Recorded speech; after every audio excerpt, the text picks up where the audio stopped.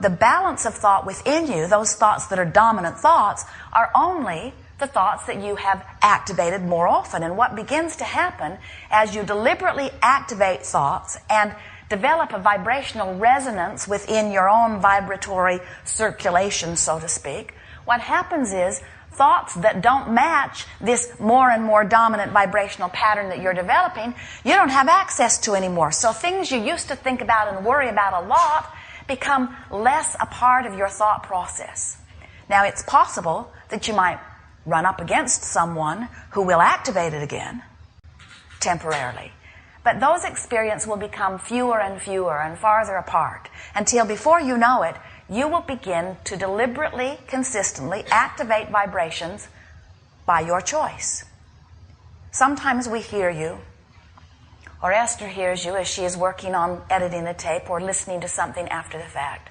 And she will hear you talking about issues that you have lived, sometimes very powerful issues when you were younger. And today, they're still so present in your vibration. Even Esther will find something activated within her that really has nothing to do with her now life. But something will stir it up, and it is so uncomfortable. And then she got all huffed up one day, and she said, "Abraham, I can damn well choose my own vibrations." And we said, well, we had hoped you would feel more positive about it than that. But it is a very good first step. In other words, step one, you know what you don't want, which is how you know what you do want, which is your awareness of what you're asking for. So, the predominant theme of this gathering here today, that which will assist you more than all other things put together, is if we can help you to understand that you can choose your own vibrational patterns. And when you do choose your own vibrational patterns, you are the deliberate creator of your own experience. The effort that we would ask you to make is not about trying to control your experience, but instead about allowing the well-being that is natural to you to be your experience. Now, here is the basis that you just have to get. We will not leave here until you get it. This is the most important thing that we could ever give to you. Well-being wants you. Well-being is the order of this universe. You have to know that when you look at the way your planet spins in its orbit. Don't you think that's big? Don't you think that's big? And don't you think it's worth thinking about? In other words, think about this platform on which you are creating. Think about the food process. Think about the environment. Think about this environment in which you are focused. It's extraordinary and it's abundant with well-being. And while there may be pockets where well-being has been temporarily disallowed by the activation of thoughts that don't allow it, it does not change the reality that well-being is huge. Well-being wants you. There is only a stream of well-being. Only a stream of well-being. Only a stream of well-being. There is only a stream of well-being, which in any moment, for whatever reason you choose, you're letting in or you're not. And we've noticed that when you're not letting it in, it's usually because you're facing some fact or telling some truth, facing some reality. You've joined others in your noticing of something that is. You're locked into a vibrational pattern with this thing you do not want. And then you assume something screwy with the universe, or God isn't hearing you, or you've lived some karmic life before that has put you in this place of curse, or you inherited something awful. And we say, none of this is true. The only thing that is ever happening when you are not living exactly what you want, which is a changing thing all the time, is that you're out of vibrational step with what you do want. And it is always the same thing. You are vibrationally tied to what is instead of finding vibrational harmony with what you desire. So how do I, in my physical form, go about finding vibrational harmony with what I want when I'm right smack dab in the middle of what I don't want? We say, get your attention away from where you are. And you say, but he lives with me.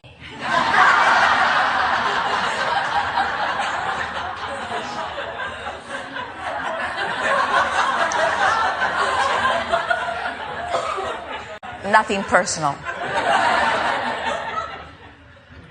But I have this thing on my body. But it's been this way for such a long time. And we say, keep practicing that dominant vibration and nothing will change. But if you say, I would like it to be different, I think it might be different, or better still, I think I'll think about something that feels good right away, now you're off and running. We have a process that we've been offering recently, and we are seeing so much success with those who are deliberately applying it. And it's a game or a plan or a process called virtual reality. And the way it works is, for 30 seconds, you just mentally go to a place that you feel pretty sure when you get there you're going to feel pretty good. So you pick a place, you choose the time of year that will suit you most, you choose the time of day, the temperature, you choose whether you're outside or inside, you set all of the scene just like you're a director setting up a movie. And in this process, you begin to feel in response to the perfect setting that you've established. And as you begin to feel that way, you can bring someone else with you if you want. If it feels really good, do. If it doesn't, don't. And then when you reach what feels like the best place that you could get in 30 seconds, express a few words about how you feel and then leave the scene. The process is quick. Get in, feel good, get out. This is not a process of creative visualization where you're in a workshop trying to dream things into being. This is only a process where just for a little while, a few times every day, we would recommend you show yourself that you can find a feeling on purpose. And when you show yourself that you can find a feeling on purpose, what you have done, you've broken the cycle of being one who responds only to what you're observing. You begin to show yourself that you can create an image and therefore create a vibrational field within you that is different from what is, and it is essential to moving from what is to something else. If you are only observing what is in the variety that it shows itself to you, then you cannot change anything. You will just keep repeating what is as you are moving forward through different circumstances and events with different people. That's why abusive relationships continue no matter who you are with, until finally somebody's beating you up who has never beat up anybody in their life before. And it's because you get those vibrational patterns going and you evoke from others whatever that vibrational pattern is. That's why it's easier to get the second ailment than the first, because the second one comes in response to your observation of the first. That's why the next traffic accident comes more easily than the first. You say, oh, the evil spell is upon me. All things come in threes. And we say, all that it is that you tend to observe what's happening, and if you let what's happening be the dominant reason for your vibrational pattern, then not very much changes with you. So virtual reality is the game where you say, not where you try to create. It's only the game where you say, I'm going to go for 30 seconds and make an effort to feel good. And in doing so, I will begin allowing well-being. Step 1 is you ask. Step 2 is Source, God, whatever you want to call these energies of the universe that respond to you, answers. And 3, you got to let it in. Virtual reality, like so many processes that we've offered before, is pointed toward your step 3, to help you begin more and more and more to be in the place of allowing the well-being that you want, that you've identified endlessly, that you deserve, and that is offered to you if you will just relax and let it in. So, sometimes in the middle of virtual reality, there's a temptation to, once you get in there, to bring one of your issues and work on it. Don't do that. Because if you bring your issue, you bring your vibrational pattern right into virtual reality, and all you do is practice the vibrational pattern that you practice all day anyway. So try to keep virtual reality as this pure place where just for 30 seconds you feel good. And it is our promise to you that if you will apply it a few times every day, within far fewer days than you can right now even imagine, your vibrational patterns will shift. And as soon as the second day, evidence of that shift will begin to take place in your experience. It takes so little tweaking of the allowing part for big evidence to come forth, because you've been doing step 1 every day, all day, for as many years as you've been focused in this body. Things are lined up at your door. You just would not believe the avalanche of stuff you want that's lined up outside your door. And in the moment that you start opening the crack of allowing just a little bit, well-being in all manner of manifestation begins to come in. You don't have to earn it. You don't have to justify it. You just have to relax and allow the well-being that is so natural to you to be.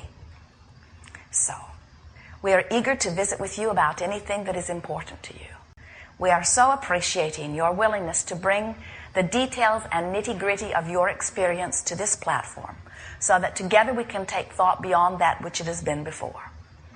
You will discover that while we are eager to hear you, and it is our promise we will fully answer anything that you are wanting to know, whether you sit in this chair and verbalize it or not, because on vibrational energy levels we are receiving you fully, and every question that is within you in any sort of focused manner will be fully addressed several times here today.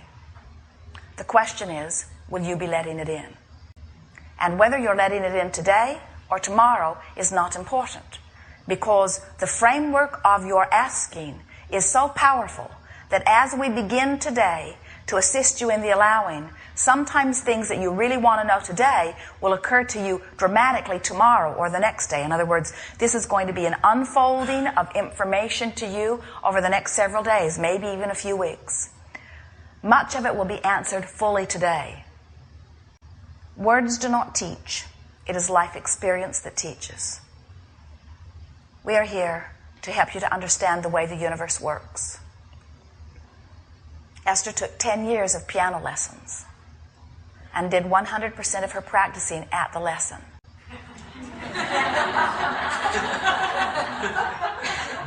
She had a very lovely teacher who adored Esther, and Esther adored her, and every Saturday they spent time together. And over time, Esther got so she could play pretty well.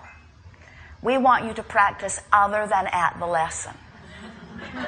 We want you to practice while you're standing in line, while you're lying in bed, while you're driving. In other words, look for opportunities to just get into a place where you set a scene. So here's how it works.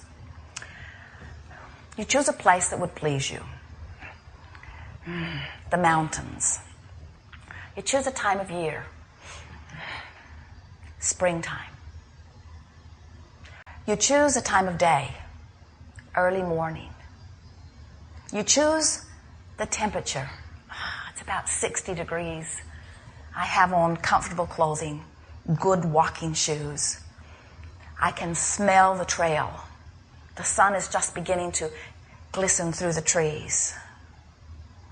So I'm walking in and out of sunlight. Every now and again I come around a bend where I can catch a glimpse of the valley below and the vista beyond. It has got to be the most beautiful place on the planet. My dog is with me. My joyous dog. So full of life. So full of energy. He runs past me at what feels like 100 miles an hour, brushing ever so slightly as he does, moving boldly down the trail, and then he comes back, and then he goes out, and then he comes back, and then he goes out. Not getting too far away, but getting far enough that he can run hard and strong. Life is so good. Scene's over. That's how it works. Not trying to make anything happen other than achieve good feeling in me. It activates a vibration of well-being.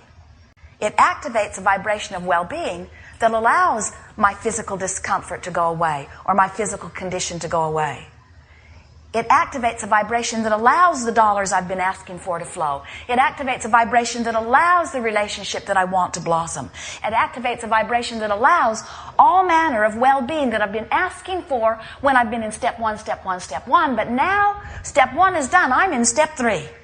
And I'm aligning to well-being, and most importantly, I'm teaching myself what an activated vibration of well-being feels like, and law of attraction is responding to it so that I am beginning to de-emphasize dominant vibrations that haven't been serving me while I'm beginning to reactivate and re-emphasize vibrations that will serve me. And if I keep this up in 30 days, everything that has been bothering me will stop, and things that I've been wanting will be there. All things will shift in 30 days if I will make the effort to choose vibrations that will feel better. We're not kidding you about that. Law of attraction is powerful, but it takes a willingness to make the effort.